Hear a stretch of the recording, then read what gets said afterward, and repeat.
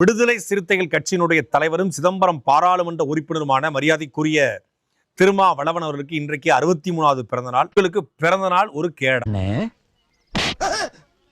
அண்ணப்பா, அதனால்தான் அடிச்சேன். கொத்தடிமைகளே பொறாமைப்படும் கொத்தடிமை. பிறந்த நாள் கொண்டாட, பிறந்த நாள் கேக் வெட்ட, பிறந்த நாளுக்கு புது சட்டை போட, பிறந்த நாள்ல கவியரங்க வச்சு பாட்டு பாடி கவிஞரை வச்சு புகழ வைக்கிறீங்களே, உங்களுக்கு கொஞ்சம் கூட கூசலையா? கொஞ்சம் கூட வெக்கமா இல்லையா? கொஞ்சம் கூட உங்களுக்கு ரோசம் வரல? உள்ளுக்குள்ள உறுத்தல பொறம்போ அப்படின்னு உங்க மனசாட்சி உங்களை பார்த்து கேள்வி கேட்காத மிஸ்டர் பார்த்தசாரதி. விடுதலை கட்சியை சார்ந்த ஆட்களை இந்த ஆட்சியில கடுமையான பொய் வழக்கில் கைது செய்யப்பட்டிருக்காங்க. விடுதலை கட்சியை சார்ந்த கொடிக்கம்பங்களை ஏற்ற முடியல. விடுதலை கட்சியை சார்ந்த கொடிக்கம்பளை ஏற்றிருக்காக ஒரு விசிகாவை சார்ந்த ஒரு தோழருடைய மண்டை உடைக்கப்பட்டிருக்கு.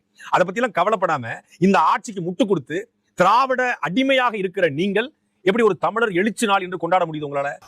இவன் என் தலையில சாணியை கரைச்சி ஊத்தி விளக்க மாத்தாலே அடிச்சாலும், ஏன் நடுத்தருவில் அம்மனமா ஓட விட்டாலும் இவனை விட்டு நகர மாட்டேனே.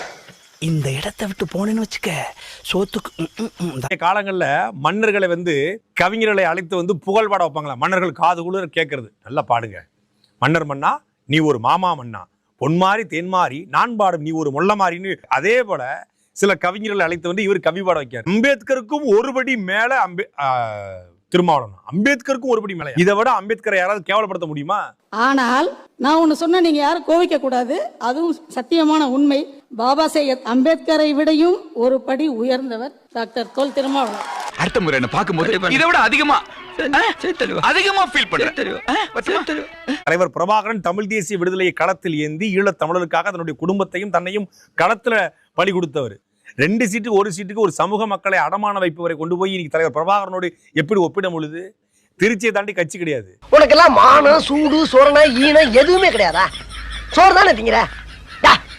சரியான மீச வச்ச ஆம்பளையா இருந்தா திருச்சியை தாண்டி மதுரையில ஒரு தொகுதியை தேர்ந்தெடுத்து, ஏன் திருநெல்வேலி தொகுதியில, தூத்துக்குடி தொகுதியில, இல்ல தென்காசி தொகுதியில அண்ணன் திருமாவளவன் போட்டி போடுங்க. திமுக கூட்டணியில ஒரு சீட்டு வாங்கி காட்டுங்க, அப்புறம் பேசலாம். தமிழர் எழுச்சி நாள், தமிழருக்கான தலைவர், நீங்க பொது தலைவர். இந்திய அரசியலுடைய திசைவழி போக்க தீர்மானிக்கிட்டோம், தமிழ்நாட்டுடைய அரசியலுடைய திசைவழி போக்க உங்களால தீர்மானிக்க முடியுமா? இந்த தேர்தல்ல 10 சீட்டு நீங்க வாங்கிருங்க, திருமாவளவன் மிகச்சிறந்த ஆளுமை அப்படின்னு ஒத்துக்கலாம். திமுக கூட்டணியில ஒரு 10 சீட்டு நீங்க வாங்கிருக்கலாம் பாப்போம். 6 சீட்டை தாண்டி ஒரு சீட்டு தர மாட்டான். நீ பழனிக்கே பால்காவடி எடுத்தாலும் வாய்ப்பில்ல ராஜா, வாய்ப்பு. இவர் கையில் இருப்பது ஈரோட்டு பெரியாரின் தடி.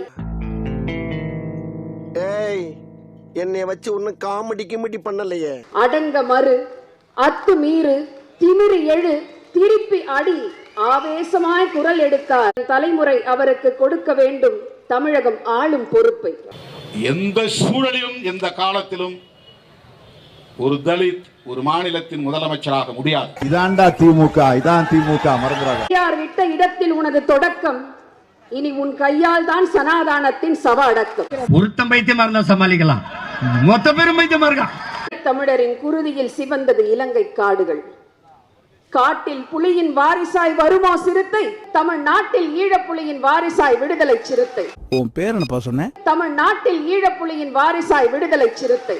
நீ இங்க இருக்க வேண்டிய ஆளே கிடையாது. இறங்க சார் இருக்கணும், இருக்கவே கூடாது. What is the meaning sir? கோல் பிடித்து ஆண்ட பரம்பரை என அடித்தொண்டையில் கத்துவார். மறுபக்கம் உள்ளொதுக்கீடு வேண்டும் என அரசின் கால் பிடித்து சுற்றுவார். ஏதுமில்லா சாதி வெறி பிடித்த கிறுக்கு, அரசியல் அதிகாரம் ஒன்றே அதன் இலக்கு. இனி என்னத்தை பாக்குறது? திரும்பி என்னைய பாருடா.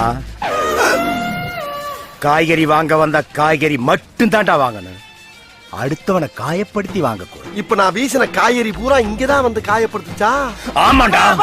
தேர்தலுக்கு தேர்தல் கூட்டணி மாறும். பச்சோந்தியே அவர்களை பார்த்தால் நான் அழுகிய பழமெறிந்து பானை உடையுமா?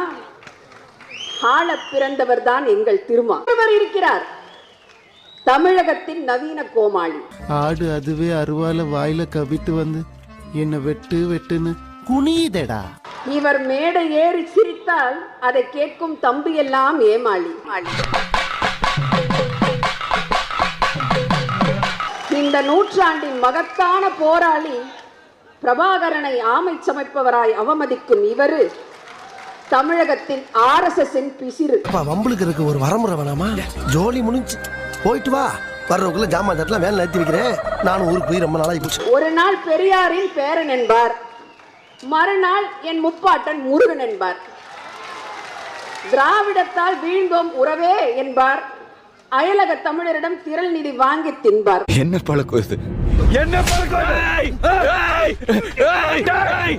என்னடா கத்துற? என்ன கத்துற? இவர் திராவிடத்தை அழிக்க ஆரியம் அனுப்பிய விஷக்குப்பி. தமிழகமே நாளை விரட்டும் முகத்தில் காரி துப்பி. உனக்கு என்னப்பா, நீ பைத்தியம். நீ என்ன வேணாலும் பேசலாம், நாங்க அப்படியா? உண்மையில் நாம் ஆரியத்தால் வீழ்ந்தோம், திராவிடத்தால் எழுந்தோம். ஒரு அளவுக்கு மேல விழுந்தது சாதியால், எழுந்தது சமூக நீதியால். பெரியார் என சொல்லுவோம் உரிமையோடு. அப்ப பெரியார் சொல்றாரு, என்ன பெரியார் செஞ்சான்? 69 வயசுல 18 வயசு பொண்ணை கல்யாணம் பண்றான்னு. இவன் மனுஷனா? நல்லா யோசி, உலகத்தையே கேளு, இது சரி ரைட்டுன்னு சொல்லட்டும். வேற எவனாச்சும் இல்ல இது ஏத்துக்கிட்டு வர அவன் பொண்ணை கொடுக்க சொல்லுங்க அவனுக்கு, 70 வயசு கிழவனுக்கு. நீ கேட்ட ஒவ்வொரு கேள்வி என்ன செருப்பால் அடிச்ச மாதிரி இருக்குடா.